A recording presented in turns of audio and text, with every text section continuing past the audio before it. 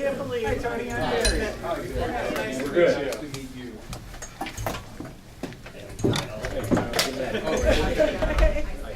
Nice to see you. I'm Ann Bishop. Hi, Ann. Jim Maddie. How are you? Hi, Jim. White House. Thank you. Hi. Nice to be here. Oh, sure. We're glad to have you. Hi, Mark. Hi, Jim Maddie. Yes. Hi, Ann Bishop. Hey. How you doing? Okay, I'm very happy. Hey, Mary. That person looks out of This is place. so, Hello. Nice to meet you. Hi, I'm Ann Bishop. you guys are never down? Hi, Rebecca. Nice to meet you. You too. Hello there. Shorty. Bring your car up. Park it so that Really? block that car and my car. Sitting on what you leave Well, it. so far so good. I've been kind of busy, but we have more large materials. Yeah. Oh, I am. Happy house. Oh, Complicated. And more large. Oh, okay. Yeah, it could be more large. Yeah, it was about the start date, is what I wanted to. All right, well, thank you all for being here. And let's start by having everyone introduce themselves. Perfect. So I'm Rebecca Foster. I'm the Director of Efficiency Vermont in the role for 4 months. Prior was with the VEIC for 8 years working in a different division. And I'm Margaret Cheney on the commission. Mary Jo Pulaski of the commission. Tom Manor, commission staff. You all know me, Dave. Mm-hmm. I'm Kyle Lindis Marinello, General Counsel of the Commission. Okay. Jim Maddie, I'm the CEO of the parent company to EVT, so VEIC, and I can explain what that means if you all need me to explain it further, but the bigger company. Sarah Hoffman, I'm on the commission. I'm Barry Hulse. I've been with VEIC about 10 years in a lot of different roles. Currently, I'm Director of Utility Integration. Okay. Hi there, I'm Brian Cotterill with the Department of Public Service. I'm Ann Bishop with the commission staff. And Mike Towsley with the commission staff. Great.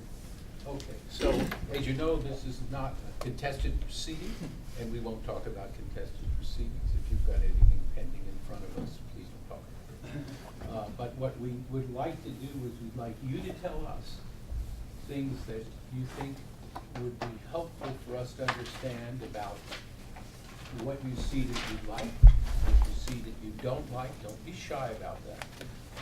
No one else has, by the way, when you've done it. And just sort of share with us thoughts. Our goal is to hear from you, not for you to hear from us. And if I could just expand on that a little, also, things, I'm sure there are things that we don't know about that haven't occurred to us that may be an issue that, or a possible future issue. We'd be curious to hear about that as well. Right, things you worry about, the context of the work you do, that kind of thing. Great. Good. What keeps you up at night? Right. That is a lot. Do you want me to start? Let's start. Okay. Yes. I was hired by the board of VEIC, which I think you all know, many of the board members, including Rich Coward. He's my chair. I came in about 18 months ago.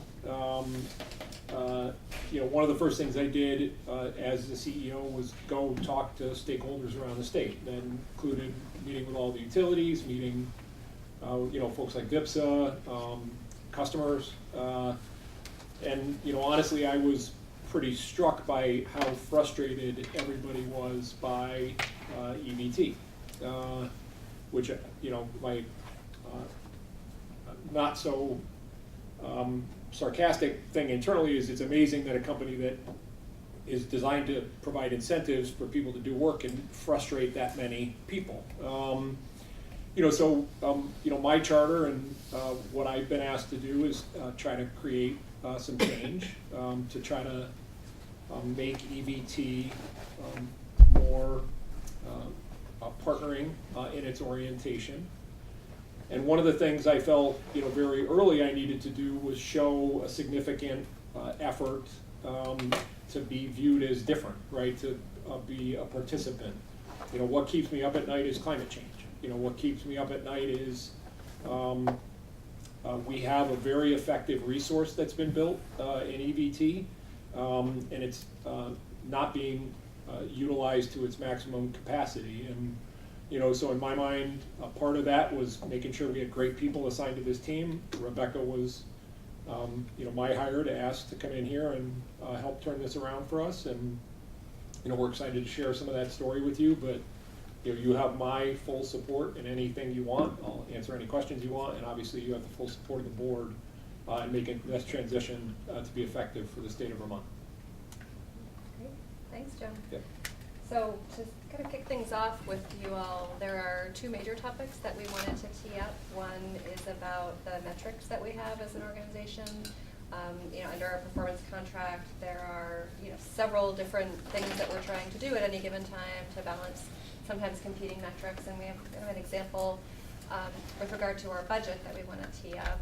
And then we also want to talk in depth about our work with the utilities and what we're learning and what we're seeing by working with the distribution utilities on some new challenges that are coming toward us and be faster than we're prepared for as a state. So those are the two things we were hoping to really spend the most time on. Before we do that, I'm curious if there are any topics that you all would like us to cover in any way, anything you want to make sure that we talk through or get on the table.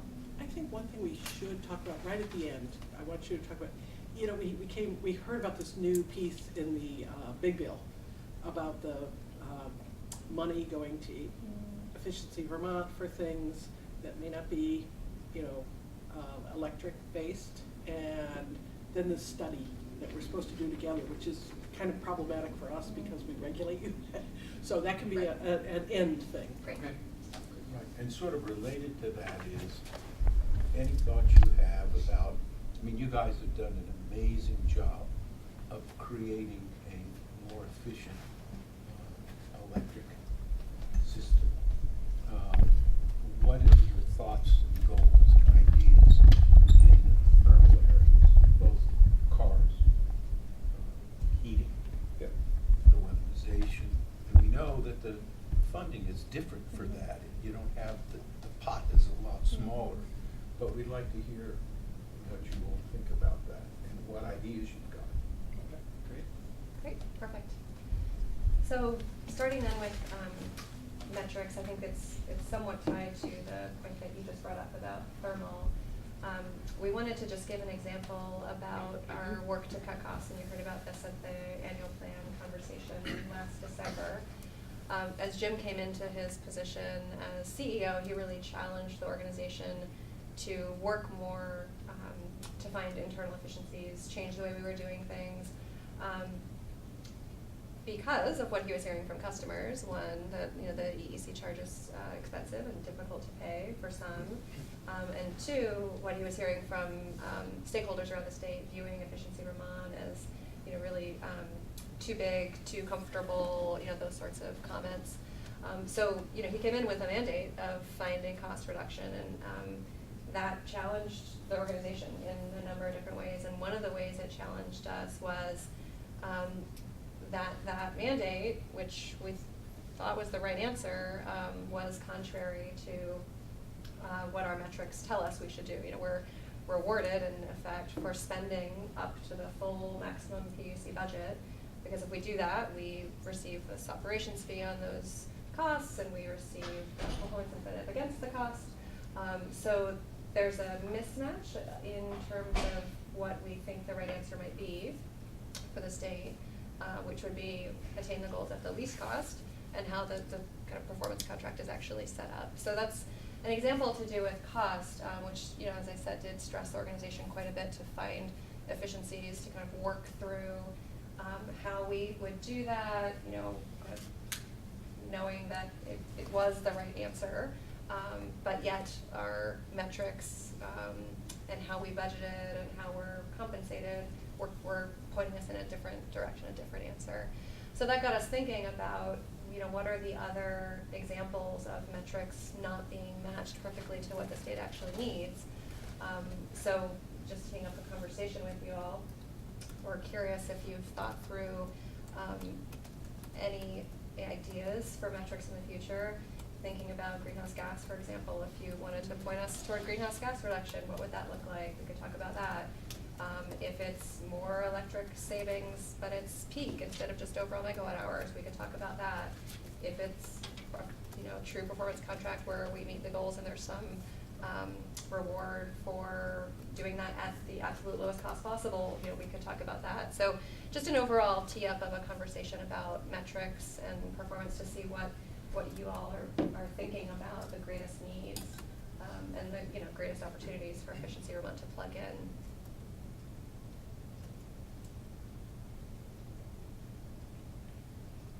You didn't want us to answer you. I do.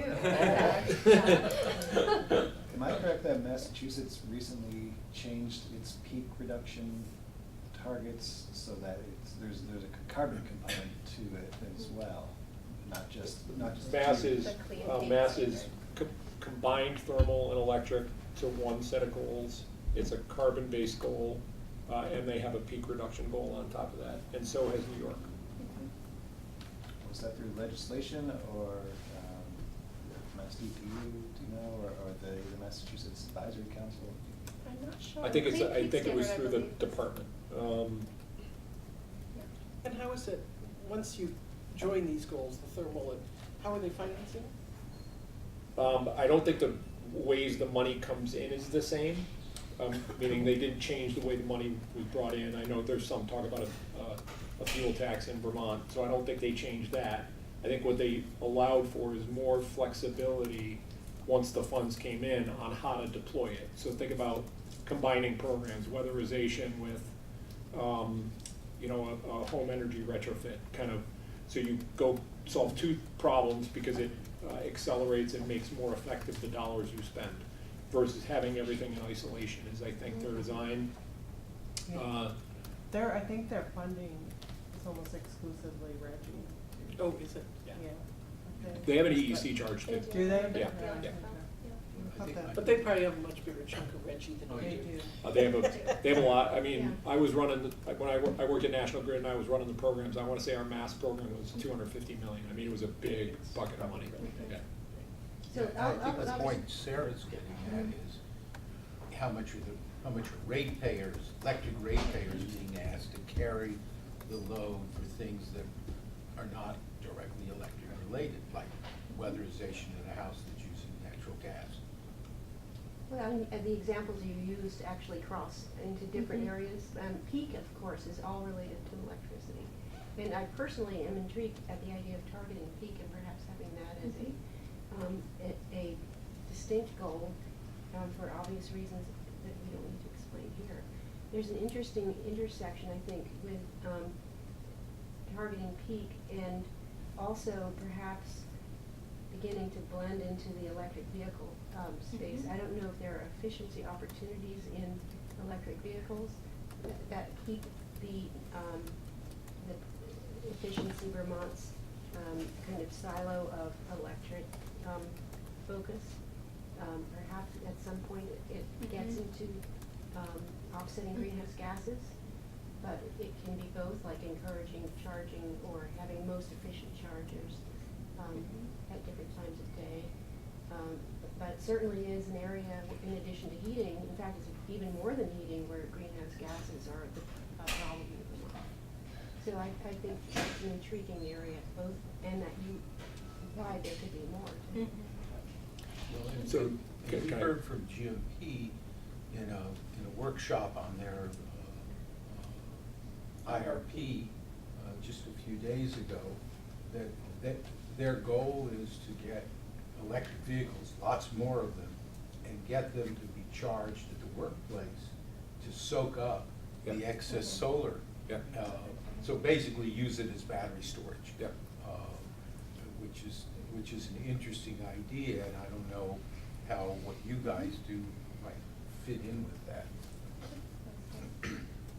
There's a lot of different directions we could take this conversation. It might be a segue over to Barry to talk a little bit about the work that we are doing with utilities right now to Sure. find that intersection, because there are several mechanisms that Efficiency Room can, you know, assist and plug in and help move some of those kinds of things forward. And so we have a few examples of those to share. Yeah, thanks.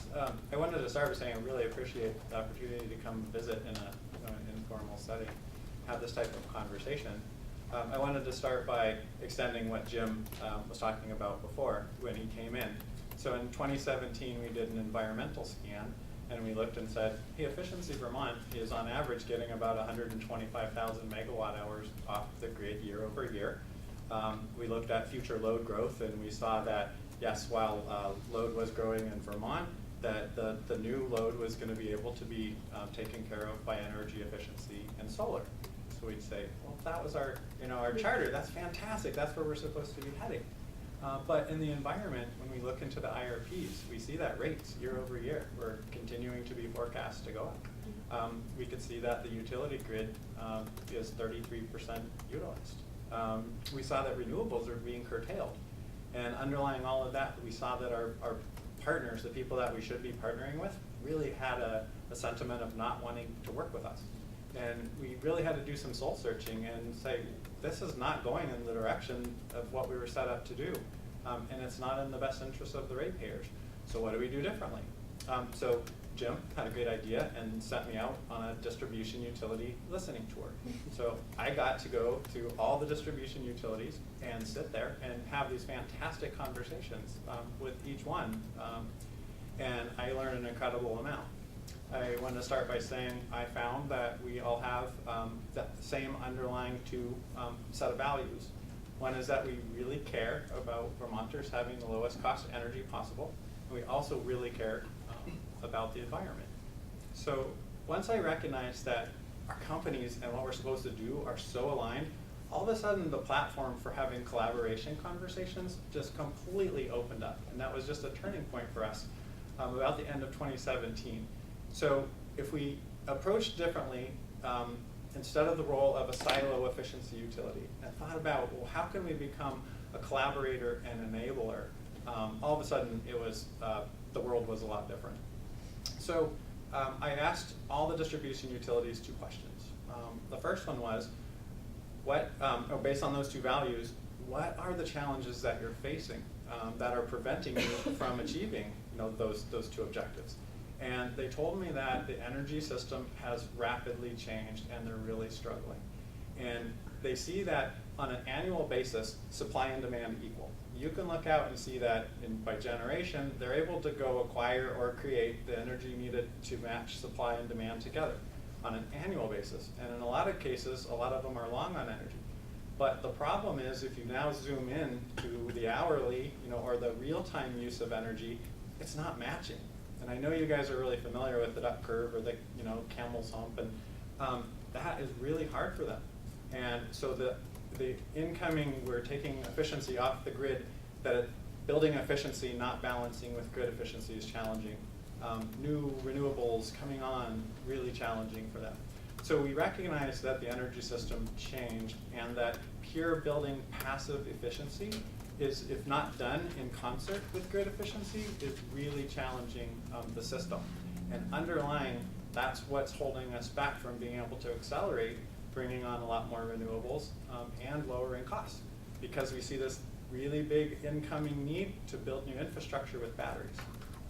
So that was really helpful to understand from their perspective what their greatest challenges were. So my second question to the distribution utilities is, what can Efficiency Vermont do to be most helpful in that space? If we were to re-envision what a statewide entity would be doing, what would you have us do? So they gave me, I'll boil it down to about 4. I also want to share with each of these 4 some examples of, we took to heart what they were asking for, and we made a commitment that we will still pursue our megawatt hour goals, but at the same time we're going to try to incorporate all this feedback and shift what we do in a way that what meets what they're asking for. So the first one, they said that fantastic value from Efficiency Vermont is our ability to build a supply chain. And by supply chain, we're meaning all the way up from envisioning what a new technology should look like. We're making sure that it fits within Vermont landscape and it would work for all Vermonters. We help distributors understand and bring in a piece of equipment, make sure it's on the shelves, and we train the contractors in how to do these transactions and how to sell. Historically, Efficiency Vermont was the transaction company or group. We did all of those transactions, and we were limited by the number of transactions we could do. But Tier 3 opened up a whole new realm, and this is where the opportunity came in. So we had a platform, a really turnkey platform to get cold climate heat pumps out into the world.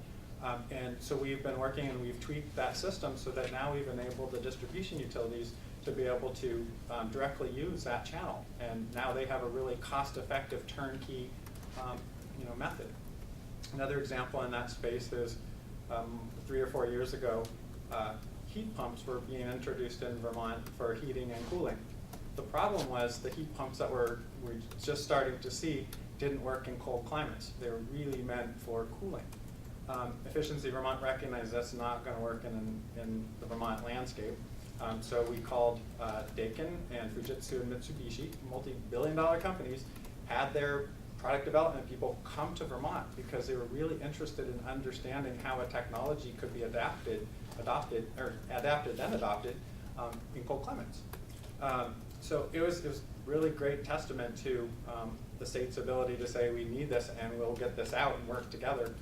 So the cold climate, or the Fujitsu and the builders, OEMs, went back and they changed the specs of their systems to be able to work in cold climates.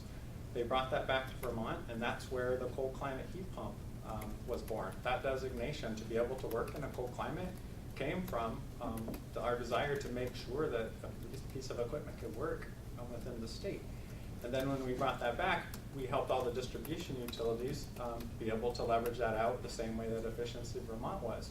So they recognize that at a statewide level, having an efficiency utility or a statewide utility be able to do that scouting and that supply chain development, and then let them be the transaction folks when it's right.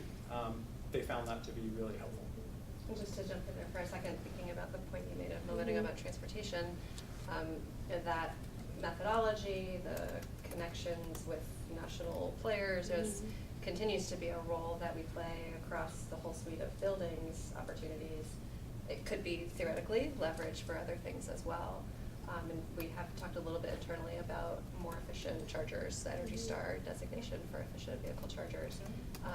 The challenge is it doesn't pass our current metrics, our cost effectiveness screening, which is, happens with control technologies in a number of instances. So thinking about what we want to see as a state, more controls, more adoption of more efficient technologies that will allow us to move energy usage to when the grid is most renewable. That's intriguing to think about how that could happen. So I just wanted to jump in with that's that helpful, point. thanks. Yeah. The I second, think I have Other one questions? question for you Yeah. on the heat pump thing. When you went and talked to the manufacturers, what, if anything, did they need you to be able to tell them about volume before they were willing to come up with this improved product for our weather? It's a great question. We have a really strong partnership with NEEP, and they understood that if Vermont would, Northeast Energy Efficiency Partnerships. Yep, energy efficiency partnership that helps band together a lot of the different efficiency utilities in a way that we can represent what our wants the same way a California or a Texas could. Vermont participates in various ways. Yep, so it's a great question. Because of the partnership, we were able to say if Vermont can prove that this can work, and we gave estimates in volumes, they were willing to go back and commit to changing their technologies. And as we got those out, we incentivized, and this is part of the strategy of how we apply incentives to try to do market transformation. We had to do a pretty big incentive up front to make sure that the technology would come in and get tested. But once we had it tested, then we could start pulling back pretty rapidly, and the other states in the area followed. It was the first in the area to start doing the cold climate heat pump, and the very first that had that designation.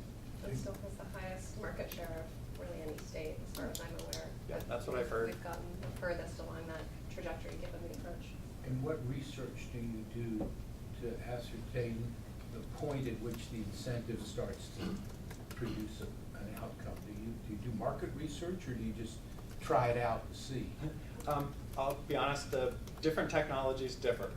We could talk about lighting and how we went about CFLs. And there was not a lot of trial in the CFLs. The very first iteration of CFL, if you'll remember, they flickered and they die quickly, and they were a kind of a bad color.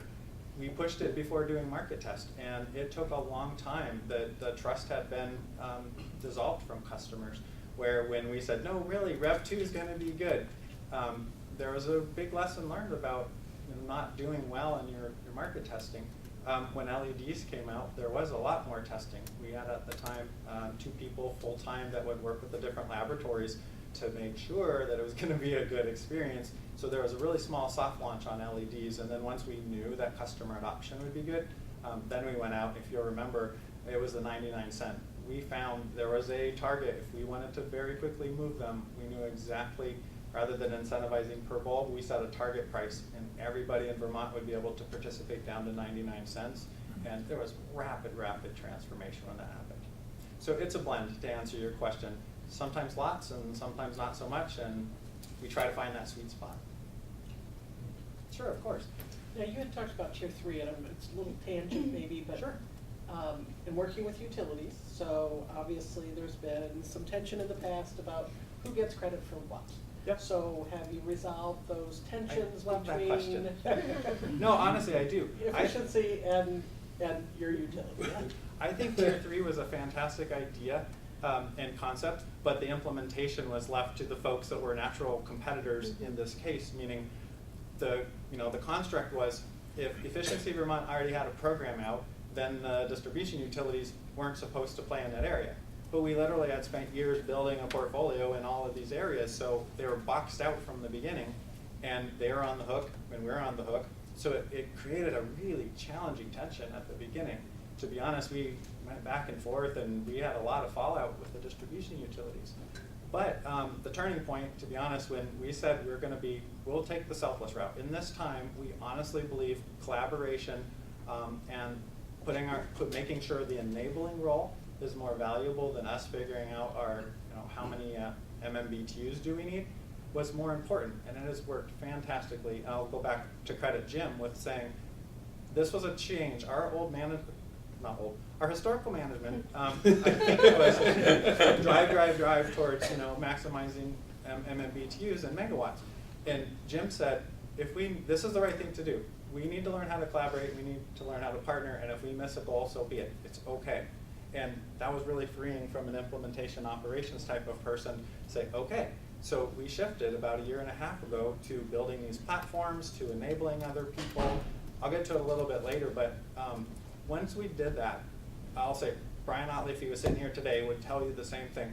We know that the future is we have to combine goals. That as we act in silos, that we're really kind of in this, we're going to be natural competitors for the same customers, but the dollars are coming from the same customer.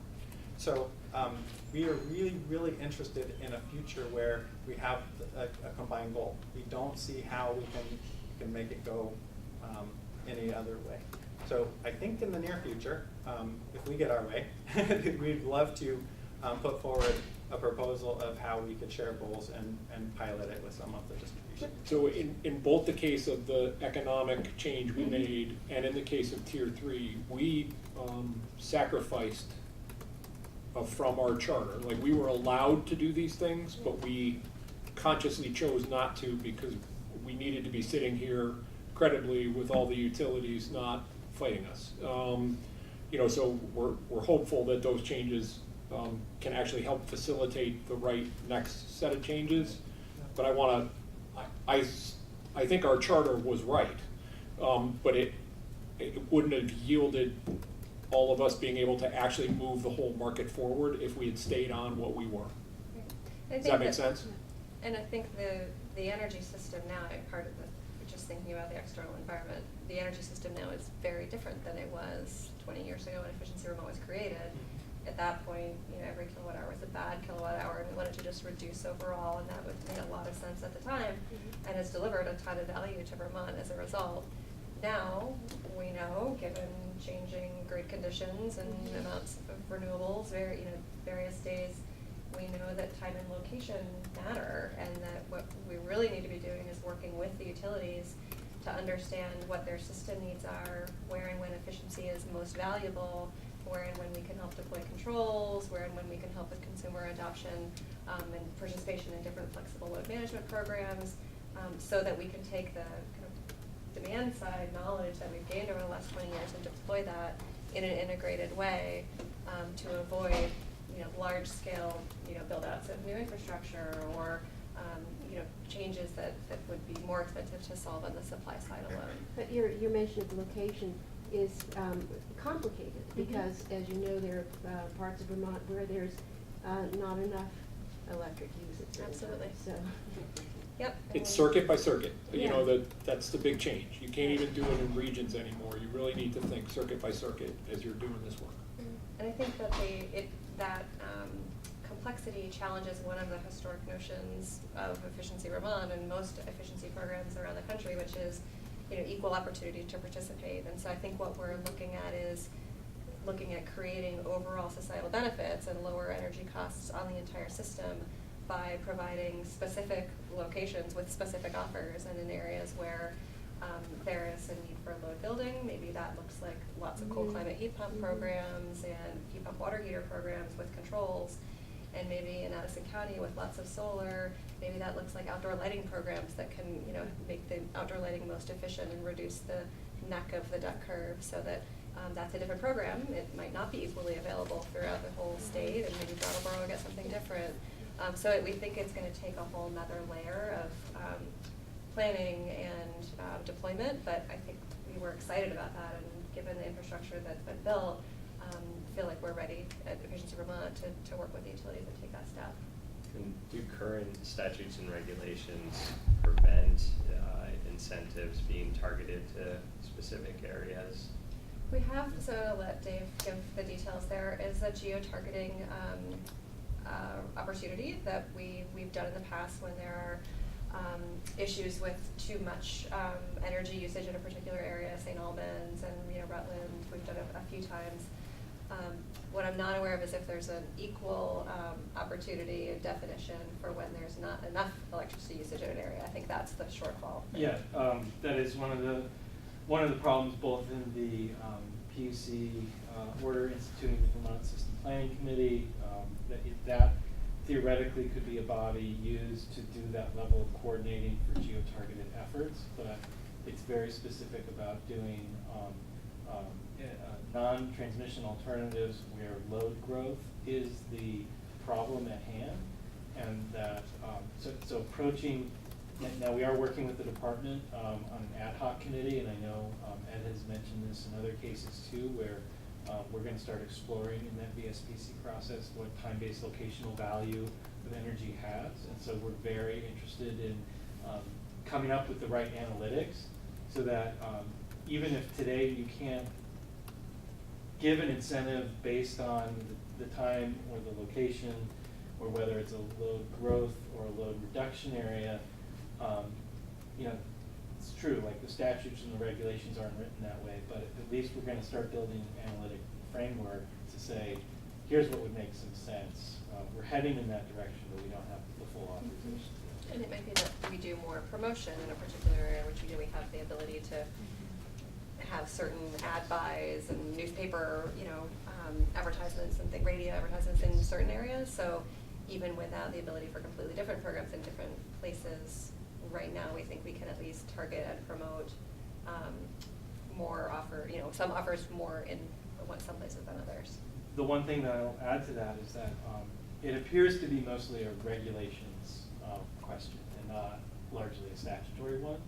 And so we're working under the assumption that it would take a commission approval to do certain activities. Largely the efficiency utility is structured to provide 218C least cost benefits for all ratepayers under that mandate of efficiency as it's broadly defined. But it's, you know, when you look at the things that set the energy efficiency charge, it's greenhouse gas reductions, it's reduced transmission costs, reduced distribution costs.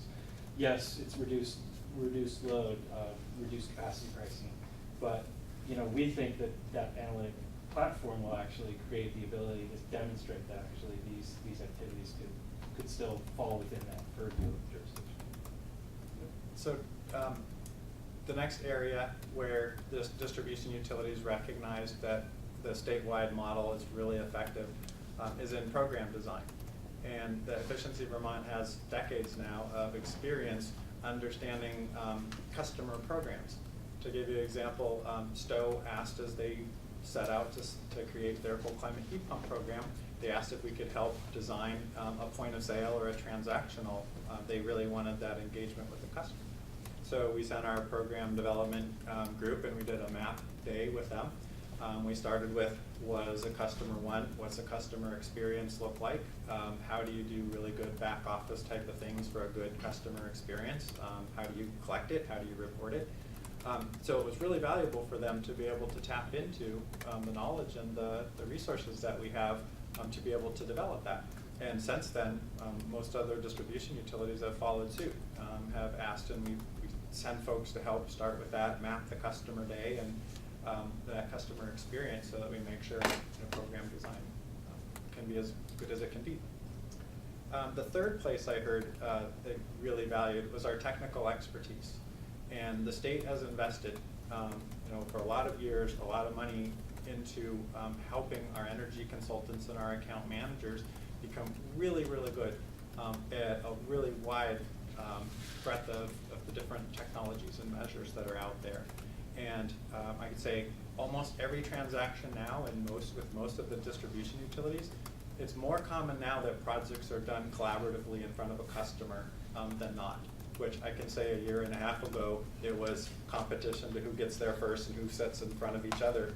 And as soon as we were able or allowed by, thanks Jim, to be the enablers, to actually be the catalyst for these programs to happen, it really changed the attitudes of now we're not only wanted to be there, but they really are valuing the technical expertise. It wouldn't really make sense to take that bench and duplicate that 17 times around the state. So to have people that are a content expert at grow lights, it wouldn't make sense. We have all these emerging technologies. So to have a statewide entity that can send somebody out to become really good at this and then go to each of the utilities and try to help them understand is a really cost-effective model. Last one to share, the area. They really see great value in us being able to convene groups of people to come together.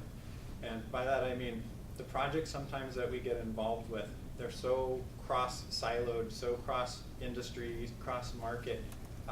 They really see that it needs a convener, a project manager, a catalyst to help these projects actually go forward. And without that help of Efficiency Vermont spearheading that, project managing it, those projects just fall off the radar. I mean, really recent examples, we know that anaerobic digesters can be a really good fit if done well and right and timed correctly. It's a fantastic complement potentially to solar because in the renewable space it's able to be turned on and off and it can match when those peaks and valleys are. Put in the wrong place, it can actually be contrary. And so we see these projects coming and they've asked us to help kind of as a convener to bring the gas companies and the different utilities and the benefits are going to multiple customers. It breaks all of our historic rules of electric thermal efficiency serving one customer. So that it creates a challenge, but it's a huge opportunity. So to wrap that up, the distribution utilities all recognize conceptually a year and a half ago how the statewide utility could be positioned to help everybody. When we promised that we would then transition into that role and they've seen it and witnessed it, I can tell you customers are so appreciative of us showing up together. They're seeing bigger incentives. They're seeing comprehensive solutions. They're seeing both thermal efficiency, they're seeing electric efficiency, they're seeing controls go in, they're seeing opportunities for flexible load. All of a sudden they're seeing all the possibilities coming together because now we're working behind the scenes to help the customer in their best interest. And I think a couple of testaments to that, both the customer side is great feedback, but if you saw Green Mountain Power's filing for their Tier 3, very first bullet said that the partnership with Efficiency Vermont and Tier 3 is absolutely critical and necessary, and for me, to do the internal happy dance, because that's the place where we want it to be. And I know that's best for Vermonters, and that's how it should be. So last thing I'll leave you with, and then I'll send it over to Dave. From a boots on the ground person, from a person I'm the implementer, operationalize things, I thought it'd be, might be interested in hearing some things that I'm seeing out there real world. So if we think about historically, usage follows, usage happens when renewables, Generation follows the load, I have to say that right. So the way that it works today is we all project, the distribution utilities project at Belco, how much load's gonna happen. And then we go out and we buy power regardless of when it's most renewable and regardless of the cost.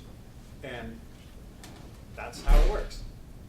The new paradigm and what we're seeing, it has to happen for us to be able to avoid huge incoming, purchases of batteries, is getting stuff under the renewable curve.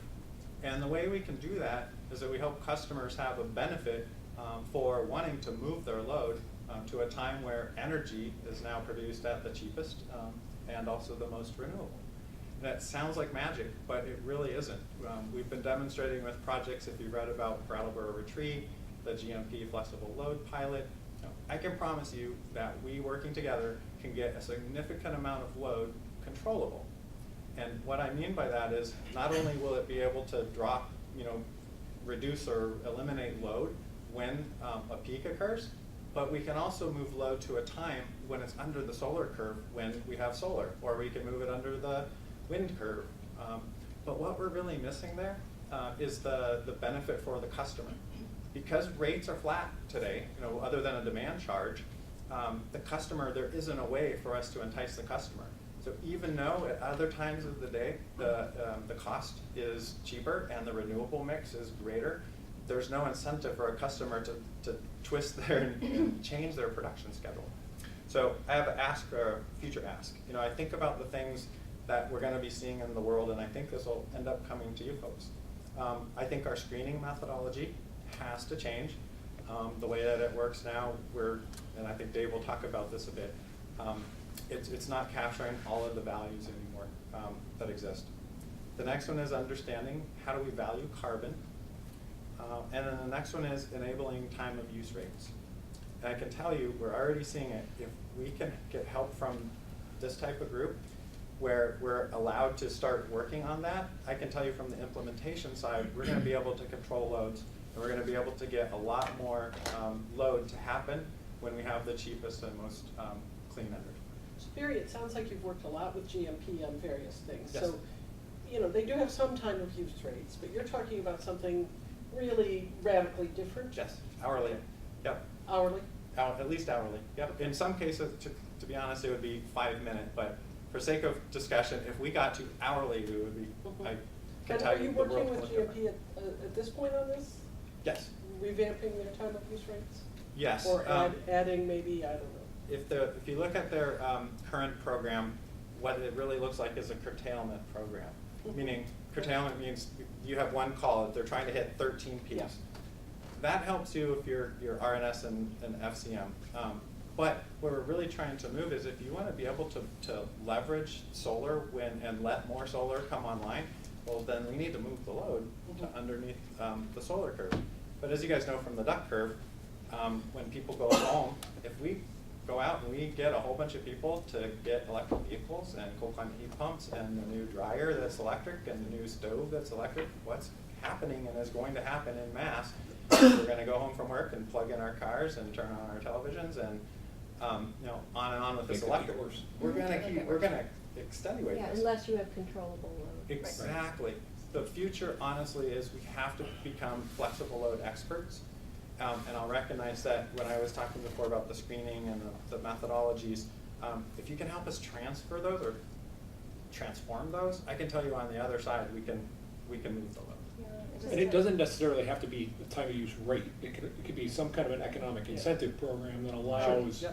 time of use rates has a whole another Yeah. set of complexities to it that I would Exactly. highly recommend we don't go down the rabbit hole Yeah. of, but give a way for the utilities that us to have economic incentives to move and shift load and make it controllable. What would be an example of an economic incentive that wasn't rate-based?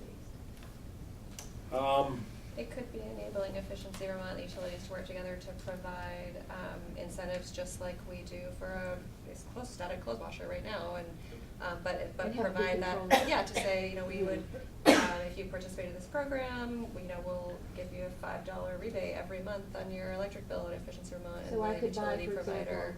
a heat pump hot water heater. Mhm. And you could And advocate agree control. to have the utility cycle it. Yep. Yeah, cycle it 2 degrees, and so that wouldn't mess with rates. And I'd get an incentive for. Yeah, for Yep. participating in that. Yep. I was at a conference in which, at least this was run by economists, and they were discussing, I wouldn't say they were promoting, but they seemed sort of excited about it. I mean, these were real free market kind of people. A smart meter that would allow the customer to actually be the electric buyer, hour by hour, to program their smart meter to say, I will buy electricity if it's below 10 cents a kilowatt hour at this time of day. Yep. And I don't know, it sounds like what you're talking about is something where the control stays more with the utility. The customer says, I opt to be part of that program, but you take control.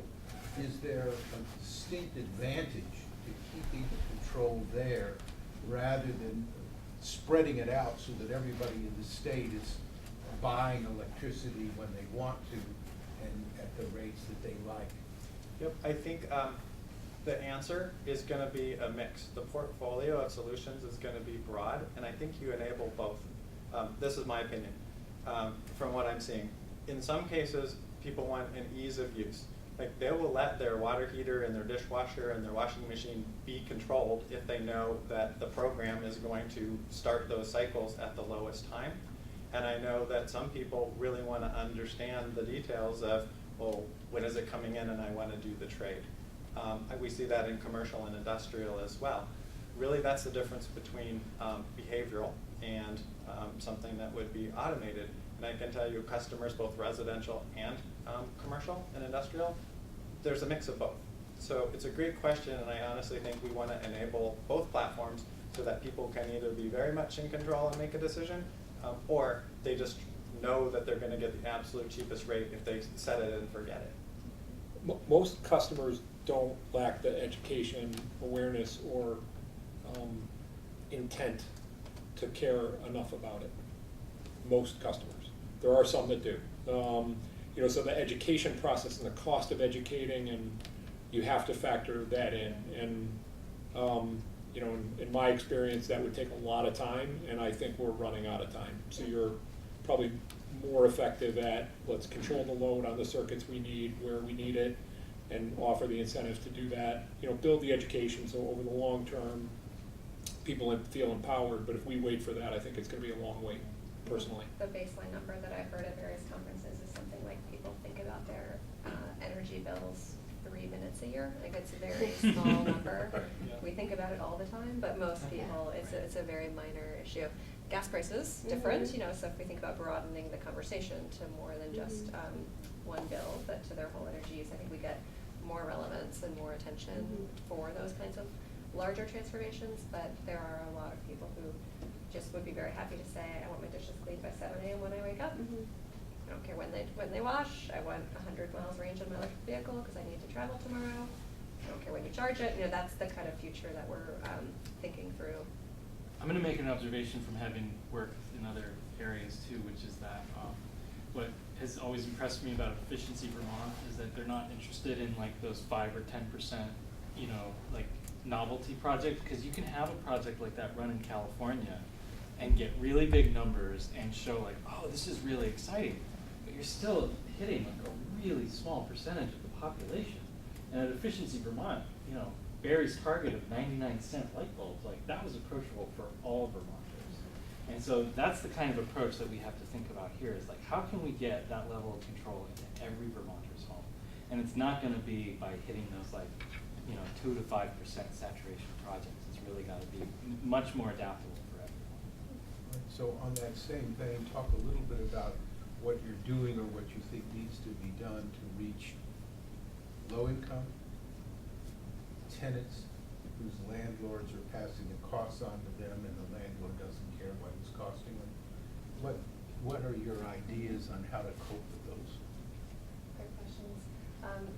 I'll let Barry speak to any collaboration ideas with the utilities on this, but I think one of the things that we've come to understand is that, you know, if we want to solve those problems, that takes specific, dedicated program design. The same program that's going to work for mass market is not gonna work for renters, or it's not gonna work for low-income people. So I think that the approach really needs to be tailored. I think it needs to be very simple and straightforward. I think we need to go to where they are. Even though we've had, good success with lighting and LEDs, and we're planning on really ceasing promotion of LEDs for the majority of the state, we're talking about keeping them in certain places and continuing to have them in dollar stores, or in parts of the state that we know are very low income, keep those contracts with the retailers going so that the lower income population still has access, even though we're gonna take them out of Chittenden County and South Burlington, those kinds of places. So I think it takes specific program design. I think it takes partnerships with other members of the communities that we're trying to serve, and with other service providers. So the kinds of projects that Barry has described with utilities, we're also working in collaboration with weatherization assistance program providers like Capstone and other community action agencies, really looking to come in and solve problems that they have together. One example of that is the people who are on the weatherization waiting list. The folks who are between 60 and 80% area median income can just sit on the weatherization waiting list for a year, sometimes before they get served. So we've worked, got a pilot that we'd like to run with Capstone, where we would come in with just an offer and say, you're on the waiting list for weatherization. We've got this special offer that we're running with Capstone. We could provide you with increased incentives for weatherization work. We would use a home performance with Energy Star contractor to do it. You would have access to 0% financing. You would have kind of counseling about your situation. Would you like to participate or not? But of course you've much more limited resources for that than you do for your elected commission. We do, yeah, and that's a challenge. Mm-hmm. But I think that, to me, that type of program is we need to make room for that. And again, thinking about metrics and the constraints that we all face, even that program that's not off the ground yet, because there's an issue even getting Efficiency Vermont access to the names of the people on the waiting list. So even though we've worked collaboratively with the WAP agency and we're ready to go and we have this offer, there's a barrier there because we don't have access to the names, and we need to go through some channels to get that to happen. So there's always barriers, especially with these populations. But thinking creatively and trying to just get down into the trenches and solve the problem will help. I think certainly additional funding for weatherization and for low income would also help. Rebecca, would this be a good opportunity to address Commissioner Hoffman's question, earlier just question? thinking. Perfect. Yeah. I don't know if you want to say. No, but it's sorry. in the big bill. Yes, and it's If there's exactly money- what you're talking Yeah, about. it's exactly what you're Yeah. talking about. But taking electric. But we do worry that it's electric ratepayer money, course. and you're putting it over here. Yeah. Yes. And then there's the issue of the joint report, which isn't a very good idea, really. Yeah, we had And I'd also be curious where this came from too. Absolutely. So we had a lot of I bet you dialogue on have. this week. So our State House representative, Abby White, was on the phone most of the day, Monday, Tuesday, Wednesday, as this came out. And, really, we're not in support of the language. That's kind of number one. We came to, understand, we were approached about the language and said, well, this is not gonna go over well. We understand that what you're trying to do, you're trying to fill a weatherization, funding gap without raising any additional revenue. We're not excited about this legislature coming in and kind of moving around Efficiency Vermont dollars and reallocating them. It's better than an outright raid on the fund, to be perfectly frank, but not something that we really want to see happen. My concern would be there will be outright Yeah. raids. Yeah. Exactly. If it's Does thermal this open efficiency that now, door? it could be Yeah, a it's lake open the tomorrow, and door. it could be Right. then anything. Yes, so our current approach is to, because we've been told by the legislators involved, they don't really want to open it up now, is to work. We've had a lot of conversation with the utilities about working in the Senate once the bill goes there to try and get that changed, and we have thoughts on how it could be changed, if it's going to stay in at all, to So you be didn't more have an palatable. opportunity to testify on this? I believe Abby White yesterday was in House Energy and Technology for a very quick Q&A, just But not to appropriation? No. Mhm. Just saying, you know, on the capabilities question of, you know, do you have the ability to deploy $250,000 of funding toward thermal efficiency and weatherization? And her answer was yes. You know, we do this. We have work already underway, but it's not something that we really want to see. So that's, and then in the study, definitely agree with the point about the two of us being named as the entities that would undertake this joint study. That doesn't make a lot of sense either. So I think we're dealing with some bill grading issues really that we want to see get cleaned up. Thank you. Yeah. Well, and that does raise this question. I like your idea of the collaboration thing. There are a whole group of entities, we're one, you're one, the department's one, that see there's a need for more money to go into these programs if we really want to get our arms around the climate change issue before we become a waterfront. And the legislature and administrations in general have been doing just what this bill is proposing to do. Find somebody else's money and move it over. And that has all of the disadvantages that we're all familiar with.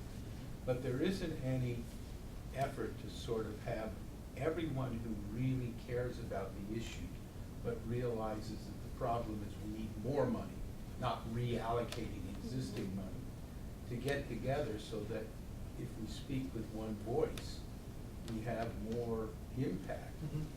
Because the state's gotta, I mean, these big storms are costing everybody millions and millions of dollars, and it isn't economically sensible to say, well, we'll pay that later, but we're not gonna pay half of that now to prevent that from happening. So I just wondered whether you're aware of any effort for people, all of whom are players in this general issue, to try to have some kind of overarching effort to basically say, we need more money, not the Yeah, existing. can I Yeah. tackle this That would be great. one? As Efficiency Vermont, Yeah. as a regulated We- entity, we don't really have to we think agree. in that way. Completely, and we think the conversation is a bit archaic. That said, we have, if we ever ask to do more, help more, or we need more money, we get crucified by the stakeholders in the state, is the short answer. So we've been in a very delicate position where we know we can do more, we know we can collaborate, we know there isn't a runway problem with what we can accomplish, whether it's EVs or carbon or, we have an asset that can be utilized to solve these problems probably quicker, faster, better than most. But if we say that out loud in many circles, we get a very negative reaction. So we're in a position where we want to help. We will do whatever we can. We will do whatever we're asked to do. But we'll play in our sandbox appropriately until we can work our way through some of these problems. I know the only other comment I would make is I think Richard Coward's coming in here, and RAP did a study for the Joint Fiscal Office on this topic, and he circulated a memo to Rebecca and I yesterday that the fossil fuels entities pay 1/10 of, I think was the Yes. number, of what the electric people pay, or what the gas people pay, basically. Toward programs. Efficiency. Towards programs. So even a modest increase on a fuel tax of some kind, and I know that's not in the governor's wheelhouse, but could increase funds significantly and allow for a much broader set of programs to be designed and implemented. So I know it's not popular, but I think that's I think he will say that. Agreed. And I think the other reason, just to put a point on Jim's comment, certainly for Efficiency Vermont to come out and advocate for something like that.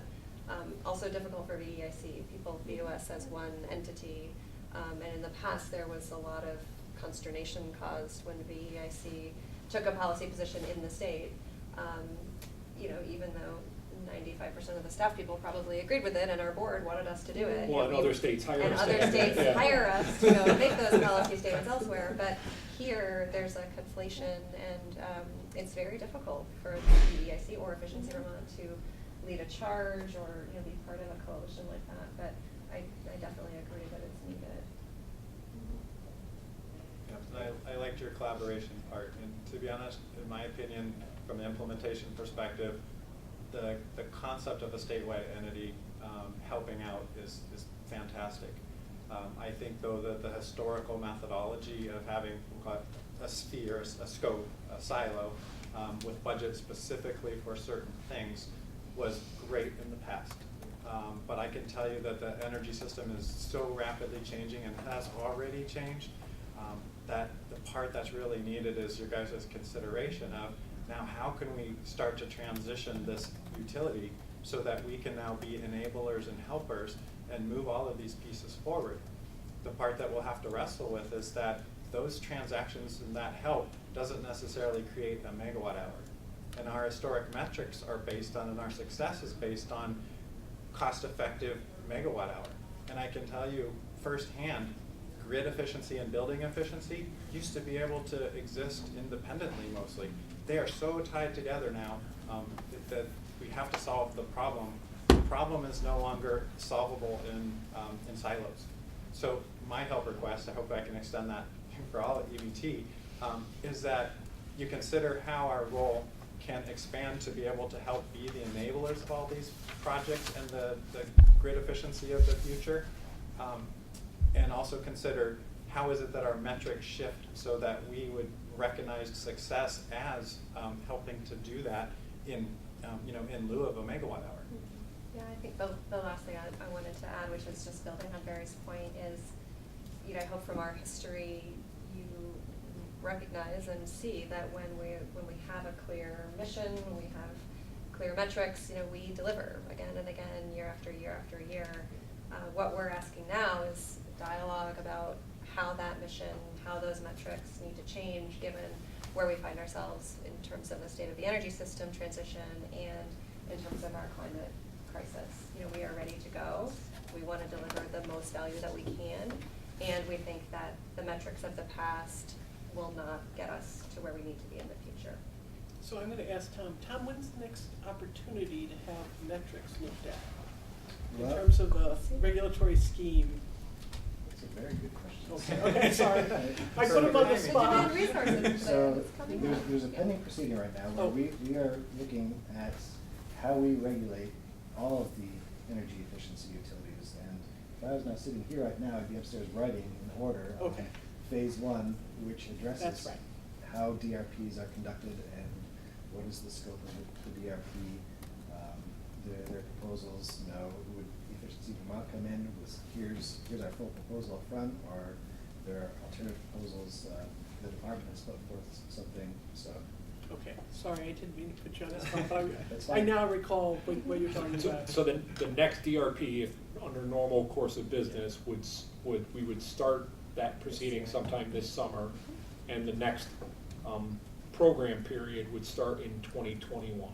So essentially, the way we're looking at it, we have 18 months to kind of work all this stuff through and get ourselves repositioned to be more purposeful for the state. And as you say, time is short, so 18 months It's is very is short. We'll go very quickly. a sniff, but at the same time, slower than one needs to. Yes. Yeah, I would add to that we do have a lot of pilot projects and a lot of exploratory, like Barry mentioned, flexible load pilot right now that's going on with Green Mountain Power. So there's a lot of testing and proof of concepts that are out there and that are within our wheelhouse and that don't require any PUC approvals.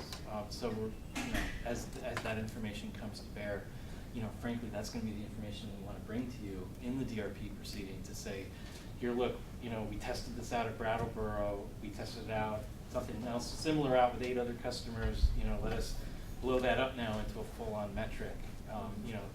that has been the problem in the past with creating new metrics in the DRP, is that we just didn't have anything else to go on because we were so focused on just hitting those megawatt hour and MMBTU and peak KW goals that we didn't create a lot of flexibility to do new and innovative things. And again, under Jim's leadership, we are taking that deep breath to say, let's try some new things here, getting us ready for next year. So I know that this meeting was noticed for an hour, but if we have a couple extra minutes, I would just like to talk briefly about, we just got a good description of, you know, the bright and shiny vehicle and like how far we think it can go. But I was going to address some of the more regulatory and It's going to bring us back down to earth. I'm gonna start talking We about. should have let you go first. Oh, yeah. No, let's start with the big picture. Yeah. Yeah. Is that okay if we spend another Yeah. couple minutes? We've got 3 o'clock meeting. So Yeah. Okay. All right. I'll give you that and more. And frankly, I kind of knew that this was going to be 30 seconds on the clock kind of thing. So it is true that we have that proceeding open where I didn't cue Tom up to give us an update on when that's being written and when we could get the order. But Tom and I have definitely been talking about the timing on that. That's important. Getting the DRP is important. But so is the relationship that we have with the department and having a sense of shared purpose with the department. We have shown up with some, pretty contesty feeling arguments with each other, and frankly, we're working on that. We think that in order to meet the state's climate goals, in order to help Vermont customers, in order to do this, we have to be team. And Team Vermont is definitely the approach. And under Rebecca's leadership, we've restructured my regulatory group. So now everything from the planning and the reporting to the DRP is now under my direction. And so we've already seen some great improvements in how we're communicating. We have a goal of sharing everything with the department well in advance before it goes in front of you guys. We're going to have a new director come in at the department, and we've already made a commitment to each other for no surprises. And that's really the thing that's kind of starts escalating into problematic and like unconstructive discussion. Is we've made a commitment to not surprise each other. We might not always agree, and we recognize that that's part of it. But on some of these things, like the annual plans and the reports, like that there's just no excuse for not having agreement on some of those things. And we've already had some great progress on that, and you're going to see some of that in the reports that are coming out this year. The second thing that I wanted to mention is that as we're sort of detangling all of those relationships and why the department and the utilities and the efficiency utility appear to have some conflicting and contesty feeling discussions in front of you all, is because, as has been mentioned, as Barry mentioned, there's a lot of silos out there. And it's not all our fault, it's not your fault, it's not entirely the legislators' fault, but because they're not in the room right now, I might put a little bit of a finger in their direction. We're navigating a lot of silos, and I think we just need to recognize that. I can list half a dozen right now. RES, the EEUs, the WECs, the WAPs. All of these acronyms that we deal with. And they all have different rules. And one of the most challenging ones, and especially what Barry and GMP and STOW and VEC and WAC that they deal with, is the fact that they're focused on their customers and their members. And what is the cost? What is the rate impact? How is that going to affect our customers? And all of our screening and all of our metrics are purely and squarely aligned at this regional societal value of what is the effect of efficiency on ISO New England, on capacity prices, on regional transmission prices. It's a purely regional focus. And so what you have is one group of stakeholders who want to talk about what is the impact going to be on my customers, vis-a-vis RNS charge, for example. And us, who our entire screening mechanism is set up on megawatt hours and MMBTUs, and frankly doesn't recognize things like load shifting, which could have a value proposition in a reduced RNS charge, but is essentially a Vermont level screen. And so right now I just wanted to sort of raise that to everyone's attention, because that is one of these sources of conflict that I think we're trying to untangle right now, is what does it mean that we have a regional set of metrics, and what does it mean that the utilities have obviously utility-focused metrics? And I think that there's going to be a way forward, but I think we all need to recognize that that's a stumbling block, and we're working on it. Are you having difficulties with ISO, getting them to give you the credit you deserve? That is another question. There's another I don't sleep at night. I will say that Mary Jo and I talk a lot on a regular basis around what's going on at ISO, and we get a lot of support from the commission and the department. And so on that, I mean that is a Team Vermont 100%. Team Vermont helped out with the energy efficiency forecast this year. But they Record. still, the ISO still discounts energy efficiency in its load forecast. It does, but they at least getting a little hacked better. it back a little, so That's right. good job. Nobody else was really advocating like Vermont did, and because Vermont advocated. That's right. You got a little bit of a give back from ISO, so. Yeah, we coordinated comments. We Imagine very if short all, Yeah.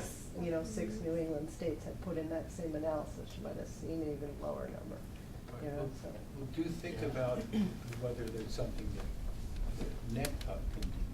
Vermont will be the chair of NetPUC starting in October. I didn't know that. Yes. The symposium in 2020 will be here at Stowe.